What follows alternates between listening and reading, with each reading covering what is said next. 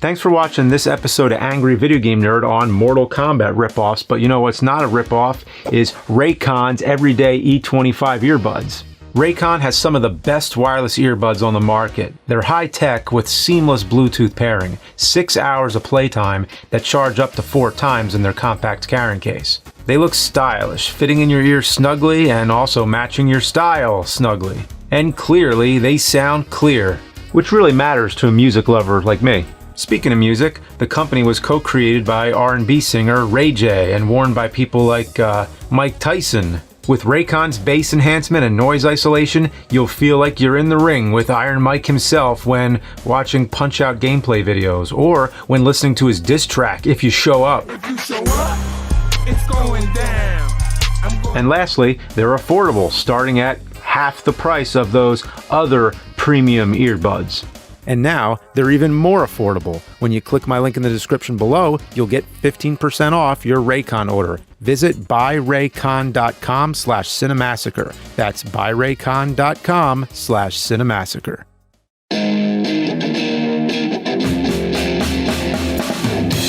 He's gonna take you back to the past to play the shitty games that suck ass. He'd rather have a buffalo take a diarrhea dump in his ear. He'd rather eat the rotten asshole of a roadkill skunk and down it with beer. He's the angriest gamer you've ever heard. He's the angry Nintendo nerd. He's the angry Atari Sega nerd. He's the angry video game nerd. Where were we? Okay, so as I was saying last time, Mortal Kombat went on to inspire a generation of knockoffs and imitators that just couldn't replicate what Midway was doing, but don't think that stopped anyone from trying, though I sure wish they did.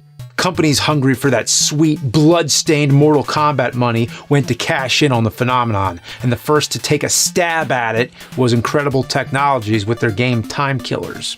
Time Killers came out only a few months after Mortal Kombat did, and was really meant to be more of an answer to Street Fighter. However, the heavy reliance on blood and gore caused it to be thought of as a ripoff of Mortal Kombat. The game is basically the definition of nothing special. The only real defining feature of this game is the ability to dismember and even decapitate your opponent during a match, which I'll admit is kind of amusing and actually satisfying when you can pull it off. It's just a flesh wound, right? There's also a fatality move you can do when the opponent gets dizzy. All you have to do is hit all the buttons at once. It's cool the first time, but it gets old pretty quick because it's the same for every character. They just slash the arms and head off the opponent, and that's it. Once you've seen a character do it, you've basically seen everyone do it. It's funny seeing the opponent without a head between rounds, though. I could see this as being a fun diversion or a time killer, if you will, but I couldn't imagine popping quarters into this game. The only reason I ever saw people playing this in the arcades was if Mortal Kombat and Street Fighter were taken up. It's funny to say, but Mortal Kombat had class, but this game feels like a dirty 50-cent hooker you came across in an alley. It really goes to show you that Mortal Kombat had so much more than just the violence going for it. The gameplay was fun and the story was cool. The violence was just the cherry on top. Not to mention, the characters were memorable. You know, Scorpion, Sub-Zero, Liu Kang, Johnny Cage, Sonya, Kano, Raiden. We all know them. But who the fuck remembers Wolf, Leaf, Thug, Mantaz? I only know them because I'm looking at them. The second I turn this off, I'll go back to my blissful existence of not remembering. The entire roster is just unappealing to look at. Their animation sucks, and they're as generic as hell. The only character I kinda like is Rancid because he has a chainsaw. But oh my, is he hideous. He's basically the epitome of what 90s corporate suits thought was edgy. A big-ass hoop earring and a mohawk the color of mucus. Yup, that's 90s edgy in a nutshell, even though it says he's from the year 2024. Well, if this is what people look like in 4 years, we're doomed as a society. And no, I'm not reviewing this in the year 2024 because I'm doing it right now. So, the whole point of the game is to beat everyone and then fight against Death himself to become immortal, which Death apparently is because he says it every chance he gets. I'm immortal. I'm immortal. I'm immortal. To beat Death, you have to finish him off by decapitating him, which, trust me, is way easier said than done. Death puts every Mortal Kombat boss to shame. Goro, Shang Tsung, Shao Kahn. Death thinks they're all a bunch of pussies. All of his moves are insanely difficult to block, and he often cancels out your moves. He can even one-shot you before the round barely begins. Death is a fuck. I have an unhealthy amount of hate for this game. Seriously, you need to spend a goddamn paycheck to beat this asshole in an actual arcade machine. Took me 14 tries, but I was able to slice his head off Highlander style. So there's $7 in fake quarters and about an hour of my life wasted. Luckily, I'm immortal now. So this wasn't exactly the Mortal Kombat killer that Incredible Technologies hoped it would be, but Time Killers was apparently popular enough to warrant a console port, so here's Time Killers on Sega Genesis.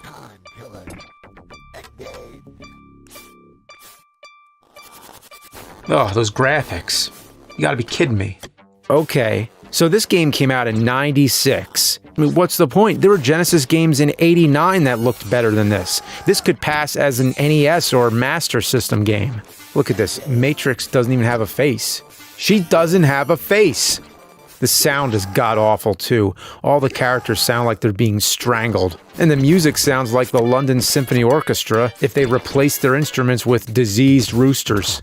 The fact that this got released so late in the Genesis's lifespan, and no, the fact this got released at all, shows they just didn't give a fuck. I played the game long enough to get to Death, which took less than 10 minutes. I beat every other character on my first try, but Death is as cheap as ever. And unlike the arcade, you only get 4 continues, so yeah, I didn't beat him, and I don't give a shit. I'd rather play Fred Savage Savage Fury Tournament Fighter. At least that one had better controls. This is not worthy of the Sega Genesis. I mean, I don't understand how an actual person could look at this game and think it was morally right to charge money for it. They sold this to people for money. They should be ashamed. But believe it or not, Capcom was actually impressed with Time Killers, the arcade version that is, enough so that they gave Incredible Technologies the opportunity to make Street Fighter the movie the game. So get this, a company that ripped off Mortal Kombat and Street Fighter was paid by Capcom to make a Street Fighter game that rips off Mortal Kombat. Just blows my mind. Back in my Street Fighter 2010 review, I talked about Street Fighter the movie the game, or so I thought. What I actually talked about was the version that Capcom developed and released on home consoles. However, the arcade version is an entirely different game. So why did Capcom say fuck you to Incredible Technologies and make their own version? Well, just look at it. Gone are all the things that made Street Fighter a success. The precision is replaced with clunky button mashing, the iconic music is replaced with generic droning background noise that barely qualifies as music, and the voice acting... Yeah. Just like Time Killers, the game wants nothing more than all the quarters in your pocket. The game can be downright unfair at times. The difficulty spikes randomly, and some fighters are damn near impossible. The worst fight by far is against Sagat. He has this eye laser that freezes you, and he uses it a lot. Boy, I am sick of that eye laser. Also, for some reason, they added Akuma, even though he wasn't in the movie. And he's played by Ernie Reyes Sr., father of Ernie Reyes Jr., of course. His teleport looks really stupid, like some kind of clown act or something. I mean, he just runs around like a jackass. With all that said, the game actually introduced a number of innovative features that would be adopted by later Street Fighter games, but the game itself is about as fun as having anal leakage on a public transit. Yeah, no fun. Because of this mess, Capcom had to redo the game from the ground up, but Street Fighter the movie, the game, the arcade will forever be another skid mark on the Street Fighter bath towel. Bath towel that E. Honda took a shit in. Okay, this next game we have here, Jackie Chan in Fist of Fire. Now this I could actually get into.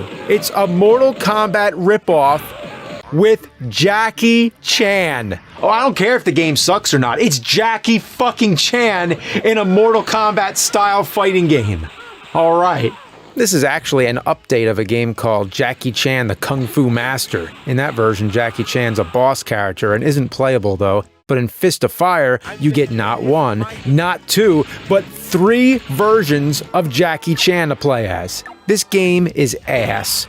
but it's fun ass. It's in no way a perfect game, but if I saw this at an arcade, I'd definitely toss some quarters in. Other than the 3 versions of Jackie Chan, there's also 6 other characters to choose from, each of which was either in a Jackie Chan movie or part of his stunt team. The game is pretty damn difficult, but the novelty alone makes it fun to play. Also, there's fatalities. That is, unless you're fighting as Jackie Chan or against him. He's the only character that can't be finished off, and if he loses, he gets right back up and congratulates the winner. And that is so Jackie Chan, to get right back up after a beatdown and give a thumbs up. The fatalities are actually pretty gruesome too. People get cut in half, crushed, and blood sprays from their throat. Other than that, it's pretty lighthearted like most of his films. This would definitely be good for getting some friends around, having a beer, and beating the shit out of each other. In the game though, not in real life.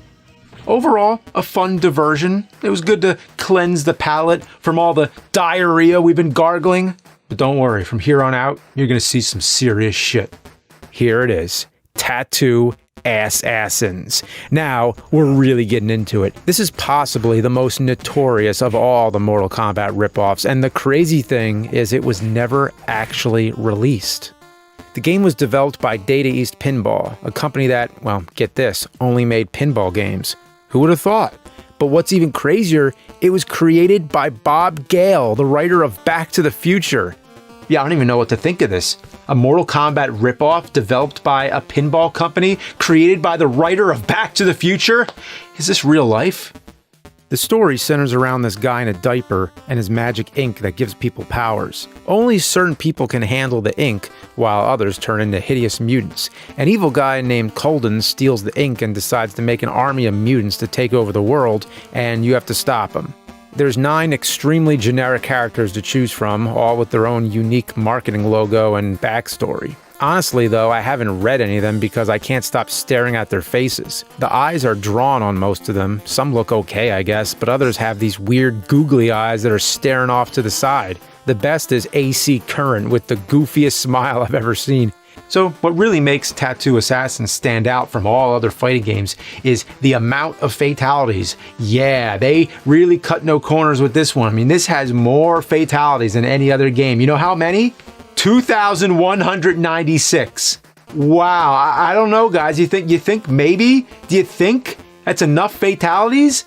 I mean, if there's 2,196 fatalities and 9 characters, that means each one has 244 fatalities. Mortal Kombat only has 1 or 2 per character, but that's pussy shit compared to Tattoo Assassins. Yeah, no joke. There are so many fatalities that all you have to do is mash random buttons at the end of a fight, and odds are you'll do one. I swear, I'm just hitting whatever and I do a fatality every time. Well, the game's great for people who can't pull off fatalities. All you have to do is mash buttons and there you go. Well, thank God for Bob Gale and Data East Pinball. The fatalities can get pretty weird too. I mean, they really took the idea to the most absurd levels. People turn into Mona Lisa, have a fly swatter smash them, get crushed by a JPEG of the Titanic, and my favorite, get burned to death by flaming farts. Okay, I'll give them that. Mortal Kombat didn't have flaming fart fatalities. Not until the PlayStation 2 era.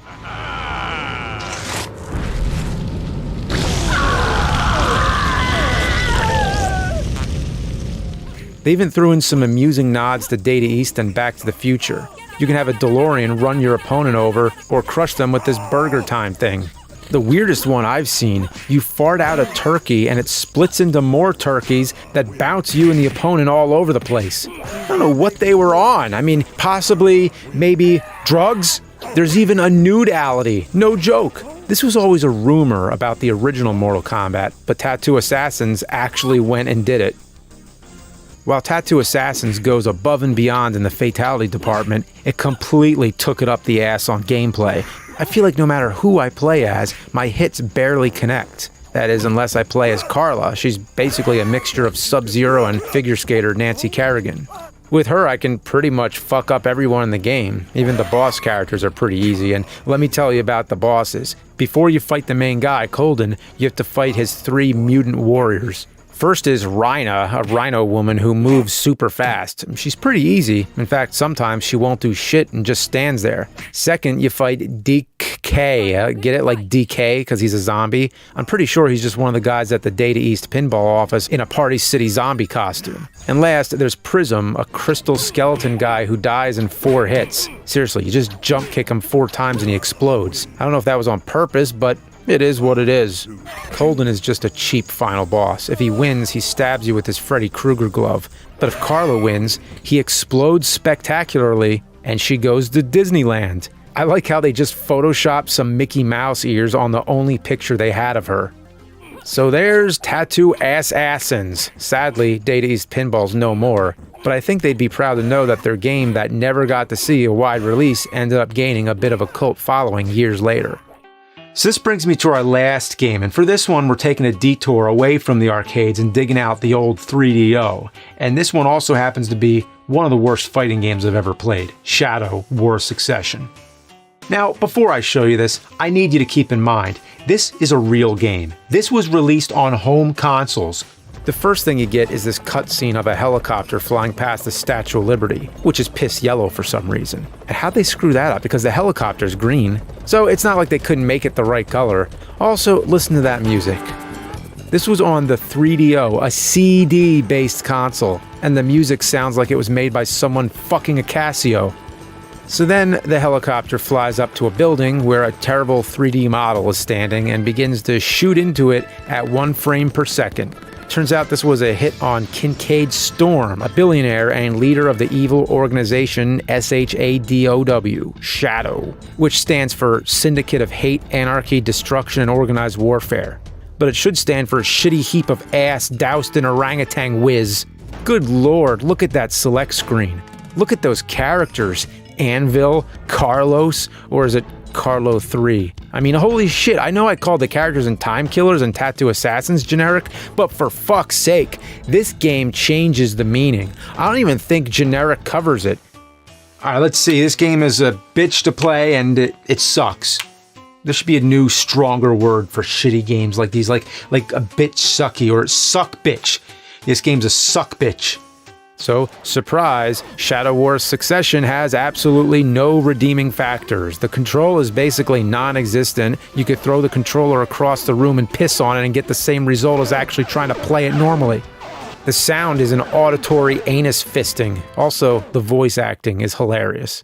I will be the next Shadow King! Prepare to eat lead, baby! Go to hell! Underneath all that garbage, you're just like all the street punks I've wasted before! I think the best part, though, is the fact they forgot the fatalities. They forgot the fatalities. The game prompts you to finish your opponent, but they never actually program the fatalities. I'd rather play Mortal Kombat on the Super Nintendo than this any day. I'd rather play the Genesis version with the 3-button controller. I'd rather play the Game Boy version or even the Tiger games instead of this. How do you rip off Mortal Kombat but fail so hard you forget to program fatalities in the game? Not like it'd help, the game itself is such a mess that nothing could possibly save it. The first time I played this game, I used 7 continues on the first character, Gabriella, and mind you, I was on the easiest difficulty. No matter what I did, I couldn't hit her. Then, when I tried everyone else, I finally chose Gabriella and realized that she seemed to be the only character that was actually programmed somewhat right. She's the only person I can actually win as. With everyone else, I get my ass stomped, especially Carlos, and he's holding a goddamn shotgun. So I struggled my way through the game only to get to the end and find out you can't fight the boss on easy mode, so I went through again. I was able to get to the end with all my continues intact, but then I got to the final boss. Apparently, he's the guy from the beginning who got shot by the helicopter, but now he's a cyborg or whatever. It doesn't matter, all you need to know is he puts every video game final boss to shame, even death from Time Killers.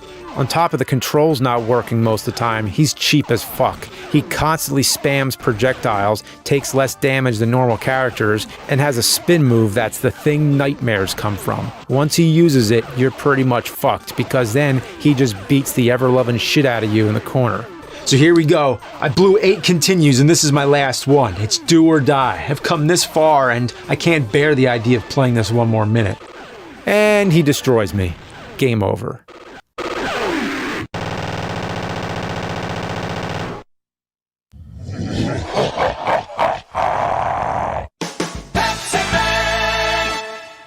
That's it. I lose. I get nothing. Good day, sir. But fuck that. I can't just go about my day and forget the horrors I witnessed on the 3DO. I just can't shake my need for satisfaction. I have to play through it to get closure. But this time, I know what to do. I almost had him the last time. This time, it'll be different. And after an hour of jumping around like a fucking idiot and listening to the same phrase over and over, I finally get back to that son of a bitch. And this time, I fucked his shit up on my first try. Hell yeah.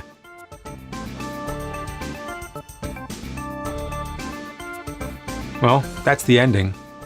Can't say I expected much. You know, I had to beat it for my own peace of mind, but was it worth it? No. Truthfully, I'd rather lick a cat's asshole. A cat's hole. Yeah, you know, if you have a black cat like mine, the brightest part on the cat is the asshole. It almost glows in the dark.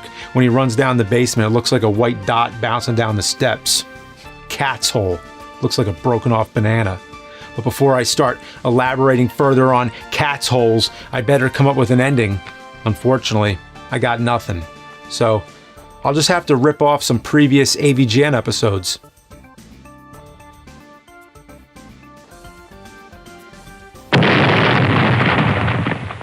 So after you beat the boss, you get to see the best ending in video game history.